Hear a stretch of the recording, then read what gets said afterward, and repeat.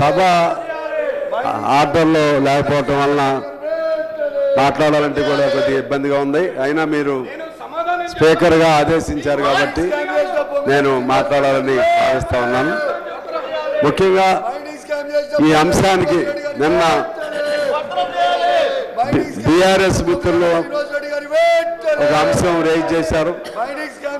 దానికి ముఖ్యమంత్రి గారు గత 10 సంవత్సరాల నుంచి జరిగినటువంటి అనేక స్కాండల్స్ పైన వారు సిబిసిఐడి ద్వారా విచారణ చేపిస్తామని చెప్పడం జరిగింది అధ్యక్ష.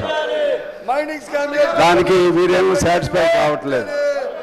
నాకు తెలిసి ఇది స్టాండ్ స్టిల్, ఇది బ్రేక్ కాదు. వీళ్ళు ఇది కోరుతా ఉంటారు, గవర్నమెంట్ నిర్ణయం చేసింది.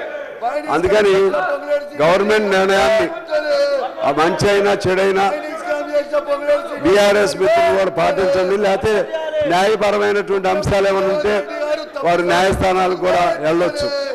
ఎందువల్లంటే హౌస్ కమిటీ అనేది ప్రతి సందర్భంలో కూడా నాకు తెలిసి సాధ్యం కాదు. ఆ రోజుల్లో నేను బయ్యారం ఇష్యూ కూడా రేజ్ చేశాను, అప్పుడు జరగలేదు. అయితే దీనికి ఈ అంశానికి సంబంధించి ఇక ప్రొలాంగ్ డిస్కషన్ బదులు నేను మిమ్మల్ని కోరుతా ఉన్నాను. అనేక సందర్భాల్లో సభ్యుల్ని ఆర్డర్ తీసుకురావడం కోసం వాళ్ళు విననప్పుడు సస్పెండ్ చేయవచ్చు. మీరు గవర్నమెంట్ నిర్ణయానికి వాళ్ళు కట్టుబడి ఉన్నారు కాబట్టి ఆ 10 సంవత్సరాల సిబిఐసిఐడి ఎంక్వైరీ ఆదేశించారు కాబట్టి దానికి ఇష్టం లేనటువంటి వాళ్ళు ఈ విధంగా సభలో ఈ విధంగా చేయడం వల్ల మాకు అవకాశాలు దెబ్బతింటాయి. అందుకని మీరు సస్పెన్షన్ అనేది ప్రజాస్వామ్య ప్రక్రియలో తప్పేం కాదు. వారిని సస్పెండ్ చేయమని నేను కోరుతా ఉన్నాను అధ్యక్ష.